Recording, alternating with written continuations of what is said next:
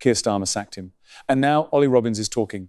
The former Foreign Office Permanent Secretary appeared before the Foreign Affairs Committee today, and what he said directly contradicts everything Starmer has told Parliament. Number 10 pressured the Foreign Office to push Mandelson's appointment through with little interest in vetting. The message was clear: get it done before Trump's inauguration. And when the vetting came back with serious concerns, nobody told the Prime Minister. Or did they? There is also a second name in this story that the mainstream media is barely covering, and what Robbins revealed about that person and their links is genuinely shocking. Stay with us to the end because this goes much deeper than most people realise. Share this video now and hit like. This story deserves to be heard. I'm afraid I don't think at the point of his appointment and 4 days thereafter it was actually a given that he would be vetted. Again, if you look at the documents submitted under the humble address, there is no stipulation from number 10 that he should be vetted. The welcome that was sent to him immediately afterwards doesn't say welcome to the Foreign Office subject to vetting. The announcement put out on the 20th of December says that he will be out early in the new year. It does not say subject to vetting.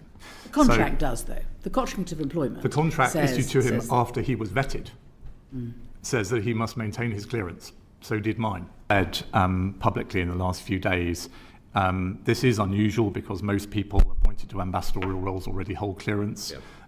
But that's a very, very sensible position to be in, and it's what I would have advised in this case too. Thank you. And you've also... So maybe this is the first time, remembering back to the Chair's introduction, where I can abandon the civil servant's response of saying that's a hypothetical question. I think it would have been very difficult indeed, Mr. Carden. I mean, again, if I can walk you back to the situation I came into the post in, we had been through all of these steps very publicly, in which the Prime Minister's nominee had been put out there to the public, announced, blessed by the King, agreed by the US government. We were in receipt of formal letters from number 10 telling us to get on with it quickly. We had engineered agrément to arrive just before the inauguration, as required by that original letter that's been published as part of the humble address response. So I'm not trying to hide from your question, but I suppose all I can do is agree with the premise that against that backdrop, the Foreign Office saying, okay, but sorry, we can't grant him clearance would have been a very, very difficult problem. And a difficult problem I would have been landing the Foreign Secretary with and the Prime Minister with. And of course, given the commentary of the last few days, I'm acutely conscious of that, and I've done the odd bit of what-if-ery myself.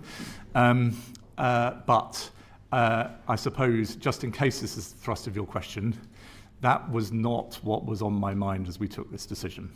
I have spent 25 years now just as a civil servant.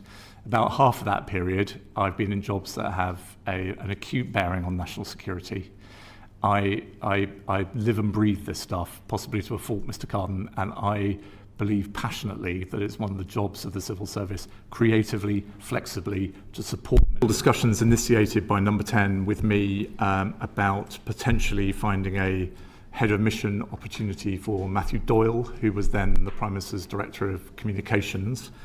And I was under strict instruction not to discuss that with the then Foreign Secretary, which was uncomfortable. But the context here, Mr. Morello, was, I was still in my early months in the job, but I'd already concluded, as indeed I think I gave evidence to this committee about not long afterwards, that the Foreign Office needed quite serious reform. I was in the process of talking to the top team about quite a profound restructuring involving job losses.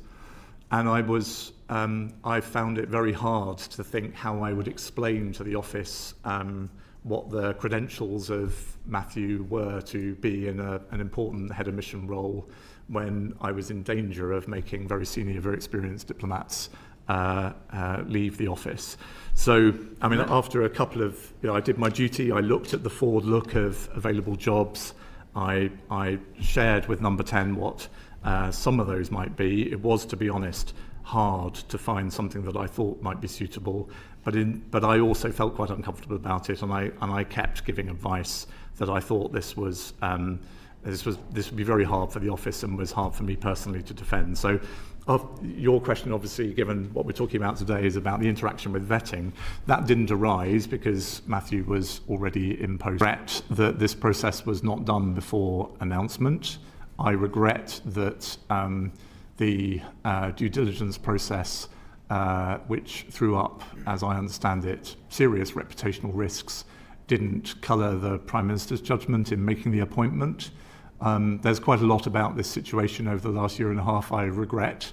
I had no regrets about the work of my brilliant team. And thank you. Again, Mr. Carden, thank you for the generous way you asked the question, but I should be careful here. The very short answer is I don't fully understand the reasons that I'm in the position I am in, but that is for a separate process for me to try to get to the bottom of. As a human being, I'm desperately, desperately sad about it, Mr. Carden. I love that job. I love that institution. I was proud to serve this government and any government that might follow it. I hope I was doing it to the best of my ability. I was certainly doing it as hard as I possibly could. I had wonderful colleagues who I miss deeply. And the issues we were dealing with, and my colleagues are still dealing with, are of profound importance to the success of this government and the success of the country. It's been the proudest part of my career to lead that institution because of their work, not because of mine. And you say kind things about my distinguished career. I just feel intensely proud of the people I've led, and I wish them every success and wish I could still be with them. Sacked, silenced, and now speaking out. Ollie Robbins has blown this wide open. Share this, hit like, and tell us in the comments, is Starmer finished? Subscribe so you do not miss what comes next.